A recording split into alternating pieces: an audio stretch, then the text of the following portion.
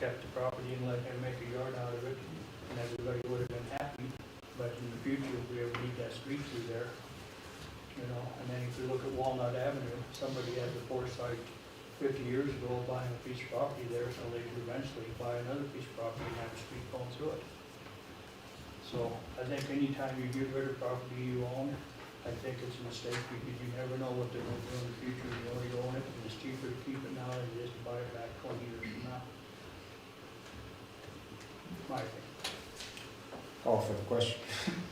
Question's been called for to approve the April 4th, 2022 minutes of the Streets and Streets and Alley.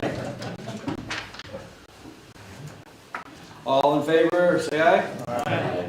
All opposed, Mr. Mayor, motion carries. Yes. I don't clearly have an idea of who has defined the walking bridge as dangerous. People just said it is. No one's really. Who's people? People, couple, I don't know who came in and said it was dangerous to walk across. Who's the lady with? Are they Where's these Mr. people Mooney? who walk across it? People, yeah, they say they walk. They say it appears unsafe to the one that's walked across. The one With a baby stroller. baby stroller, you know. There's plenty. I've talked to a couple engineers that I'm gonna bring it to the Streets and Alley if they wanna pay for the money to have them look at it. Good, because I'm not an engineer. I walk across it pretty close to almost every day. I have taken strollers across it. I've taken old people. I've taken my 3-year-old granddaughter across it a month ago, and we played and we threw rocks in the canal and we jumped all over. It Mary was Jo, fun. that's why we're asking for an engineer to come and look at it, so that we are sure whether it is safe or unsafe. And then from that point, we will move on to see whether the county will pay, if it needs to be replaced, because according to the law that I've read, the county is the one, on any waterways that crossing, county is in charge of. I thank you, Dan. I appreciate that. I don't want that walkway to be blocked off in the next week or something so that people can't get across there without having some communication to all the people who use that. That's an important bridge. I went over to the county and asked them if they owned it, and we pulled up the state registry of bridges. It's a walking bridge. Correct. So the county does not own it, the city owns it, because it's a walking bridge. It may need a little sprucing up, but I can tell you, lots of people walk across that bridge every day. We're just getting information from engineers and have them look at it. See if it's unsafe, we'll close it. If it's not, we'll go western on it. Okay, any other discussions for our Street and Alley Committee? Okay, on to the Water and Sewer Committee. We had a meeting last week, minutes are come forth. Okay, then our ARPA Committee. ARPA met last Thursday, those minutes are coming forthright with the recommendations noted in those minutes. Next ARPA meeting will be May 19th at 6 o'clock. That we brought in there, the recommendations that the ARPA Committee.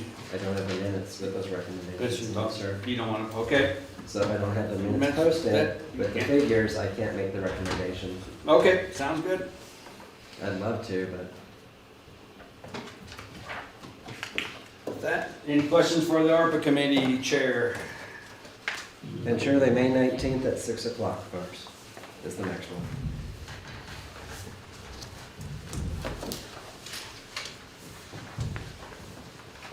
On to the public comment of items of significant public interest not on the agenda but within the jurisdiction of the city. Mr. Mayor, thank you. George Warner, 1315 Montana Highway 41. Before I start, I've got two issues to talk with you about tonight. I'm going to second what Councilman Graham said about right-of-ways. It used to be the policy of this city, you never gave anything away, period. Even maybe when it made good sense, because you didn't know what was gonna happen 100 years down the road. So right-of-ways are very important. When it comes to Franklin, I actually vetoed the council's decision. They overrode my veto. The city attorney and I had to discuss because he defended the city against a lawsuit from Duke. I testified for Duke. Our attorney was better than their attorney. So we lost Franklin. And Duke has always recognized from their position, of course, most of Duke is gone now, that they would just dedicate next to the current right-of-way that exists there right now to utilize that property, which is a legal mechanism. But if you look at Mr. Graham's position, this could probably have cost us over $250,000. It took 20 years to get there, but none of this is free. So you always have to really look at what the future could bring towards your right-of-ways.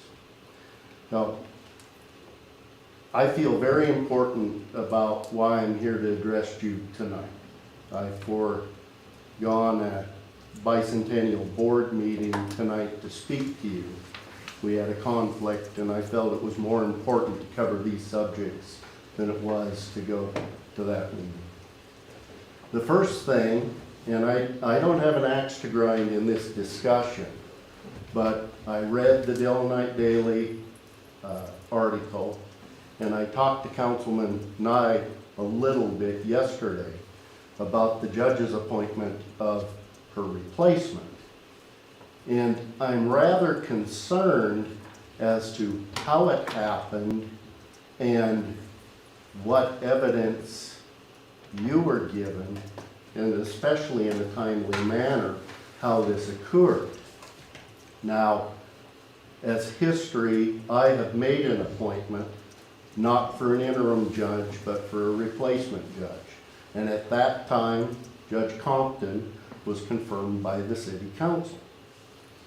In this instance, I believe at least the Judiciary Committee should meet, look through our ordinances, look through the statutes, and find out how many of these intricate issues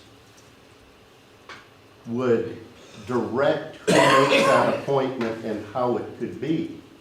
You've got issues of the military, and we know if it's an employee, that employee has certain benefits to come back to. But this is a public official, so that's got to be looked at somewhat differently. Now, the conclusion might be the same, but it may not be the same. The other instance you look at is the proximity to the election. Now, we're 4 months out, 5 months out from the election. But had this occurred previous to her being sworn in, probably the person that came in second would be our new judge. All of these aspects have to be looked at and documented, because one thing that I have seen over and over is we're relearning the same issues that I dealt with 2 decades ago. And sometimes we're coming to different conclusions, right or wrong. But you can't just go on with this. You have to find out whether the appointment was legitimate, what the consequences are to the public. Because again, this isn't an employment issue, this is a public official issue. And who makes it? Communication. It's the biggest part of what we do. a lot of times, and I can tell you quite frankly, we made a lot of mistakes during my administration.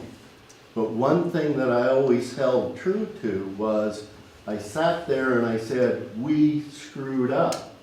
And I told everybody how I believed we screwed up and how we were gonna resolve it. The public accepts that. But if you just move on, people leverage these issues all the time. And most of the time, it's to the detriment of the taxpayer. Another very quick example that I'm gonna give is our own health board. Now, the mayor, myself, former Mayor Clacken, were at the meeting on yesterday, wasn't it? Yeah, Tuesday.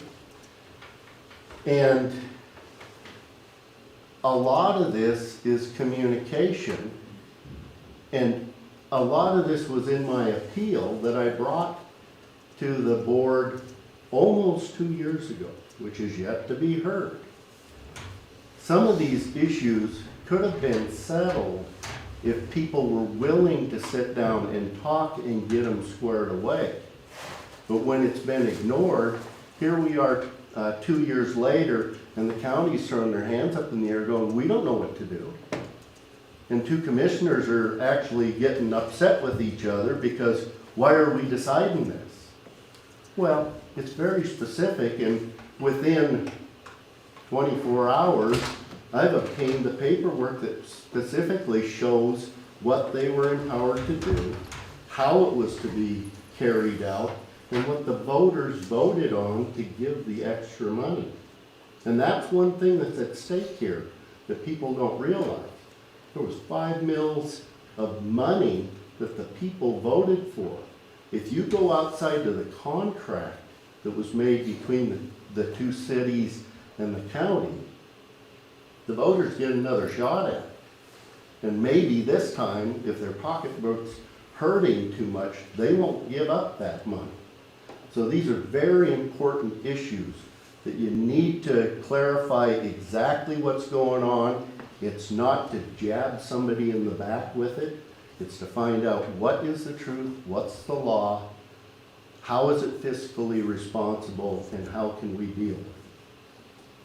That's my first issue. Are there any questions regarding what I'm asking for here? Have your committee meetings, come to a conclusion, let the public know what you find. Give them a chance to talk as I am. Okay, my second issue has to do with your upcoming budget. We have lived under 2 years of false budget. We've all received paychecks from the federal government, personally. The government has had, our local government has had the ability to apply for federal monies. Some of these things bailed us out of things we should have addressed 2 years ago, but it's coming up real fast. Now, I've been participating long enough to know what I-105 did to us in 1986. And in essence, I'll explain it real quickly, it turned us into tax users and spenders. We used to assess prior to that. And the public said, no, we don't trust you anymore. Which was a bad game, because now we only do half the thing. Our financial books are spend, spend, spend. If we give any of the money back, we have to ask the public to get it back again. Whether it's right or wrong, that's the way the rules have been. In the 2000 gubernatorial election, I had the chance to ask on air both candidates, what would you do to fix the ramifications of I-105 to local government? Quite frankly, they didn't even understand what I was talking about. And that was 14 years later. Didn't matter which side of the aisle, they didn't know what I was talking about. And my question was, would you do it legislatively or would you do it judicially? Try to change this to give the local government their authority again. Well, quite frankly, the state doesn't want you to have the authority anymore. They want to hand money down to you. The one that's got the big pot has all the power, and that's what they're doing. But that's the game we're stuck with. Now, what are we looking at in reality? What can we do about it? Well, right now, we have less businesses than we had when I was mayor. The income is roughly the same, but the costs are up. And in this last year, we had a 6.2% inflation rate. That was cost of living. I know that because I'm negotiating a contract at the airport right now, where the contract's been violated. This year, we're on the road to 7-8% inflation. So that's killing all of us. And it isn't only that, but the technology that we're dealing with. My '69 Chevy pickup has that big round headlight in it. I used to buy them for $3, $4. Now they're probably 17 bucks. Do you know what a 3-year-old Chevy pickup headlight costs? If you could buy one, because they can't even get them. $1,800 a piece. Now, we've got a whole bunch of new Chevy pickups at the city, don't we? And when those things start needing service, the costs are going through the roof. So how are you going to pay for this? Now, I know that because when I became mayor, we had 2 wells down, 2 of the same 4 wells we got right now. And the reason they were down was the motors were out. Cost $25,000 to rebuild a motor back in '98 to 2000.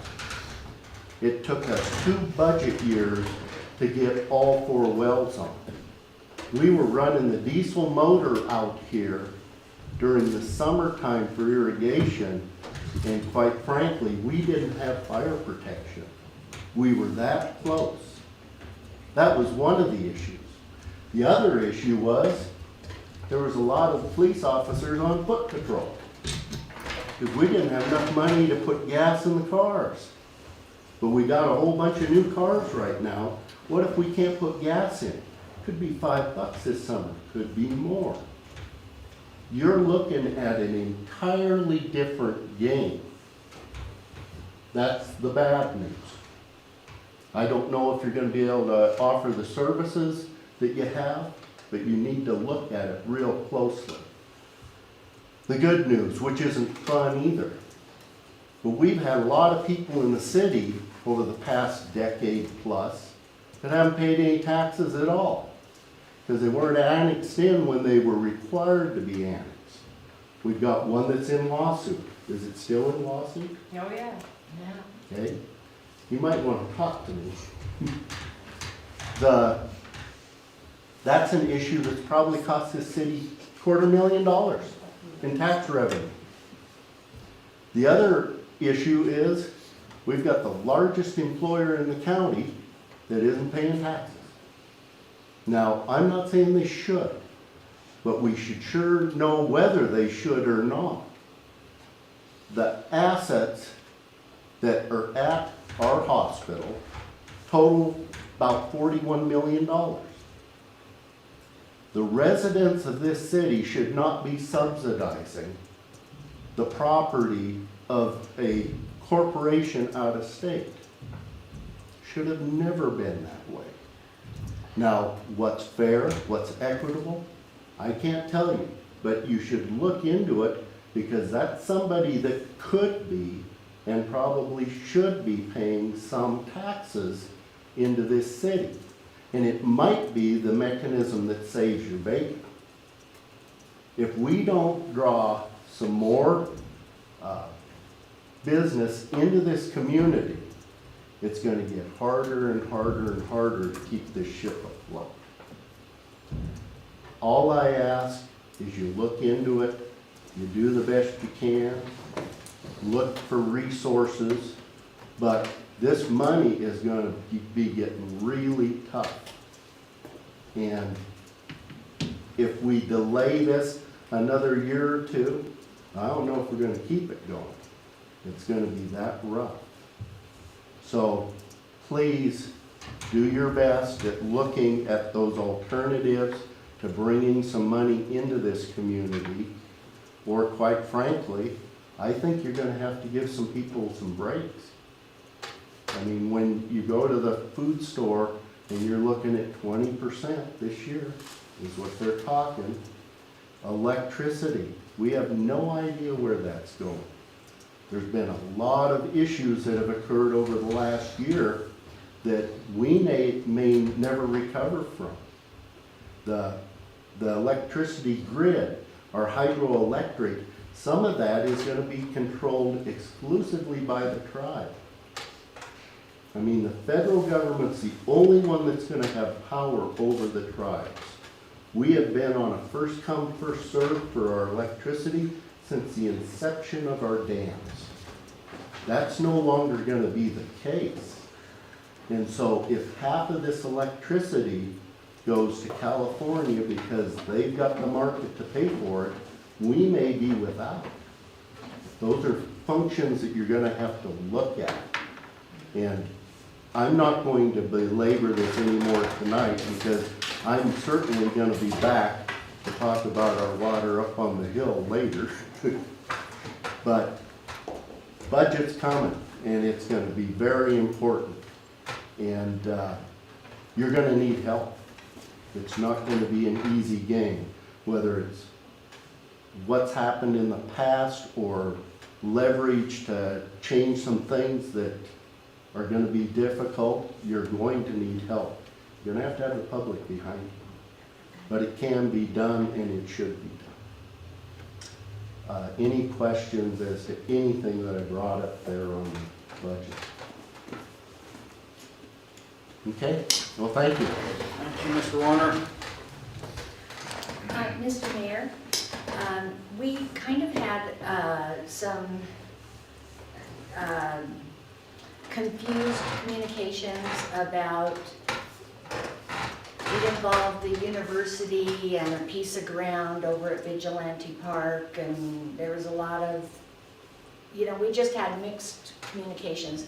And it really helped the city council when we invited Mr. Reed to come, the chancellor at the university, to come and talk to us and talk about that. The university as a whole, but that particular issue.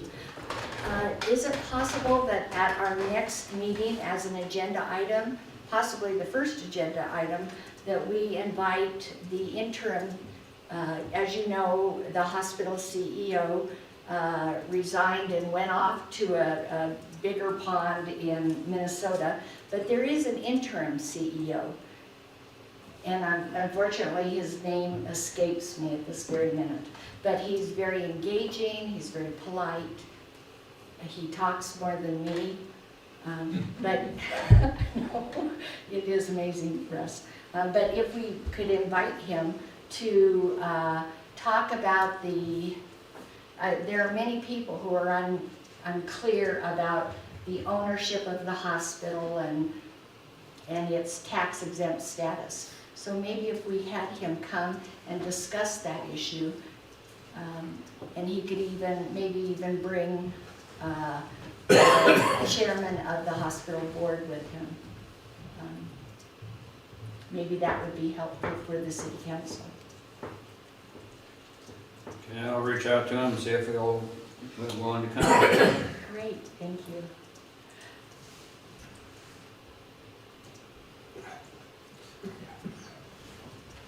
Okay.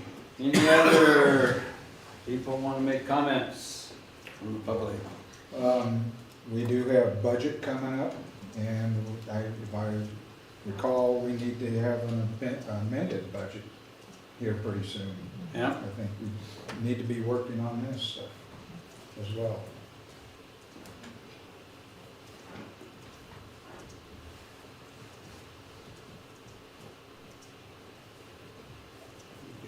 others? Are we going to, Mr. Mayor, just as a point of process, are we this year, you're a new mayor and you may have a different way of budgeting. In the past, we have gone to the finance committee and each commission or board pitches their plans for next year. And that's how the budget kind of, that's at least how, that's how the preliminary budget gets put together. And then the numbers are, jimmied around for the final budget. Is that how we're going to do it this year? More or less the same, yeah. I've Okay. been talking with ex-mayor Clacken, and Great. And will we be doing that? We've usually done those in June. Is that what yeah, you're? probably May or June, we're going to I'm getting everything put together, trying to pull in all the information I need. You notice our city hall committee meeting that's on the agenda is, they send the budget out so we can get the process rolling. We'll go through the city hall and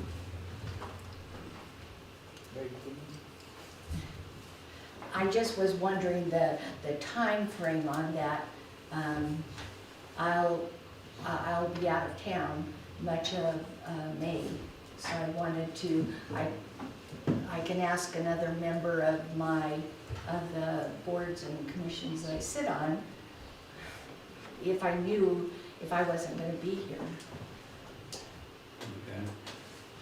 Yeah, it'll be, late May or as soon as we can start putting it together, I'll let you know and then we'll go from there. Okay.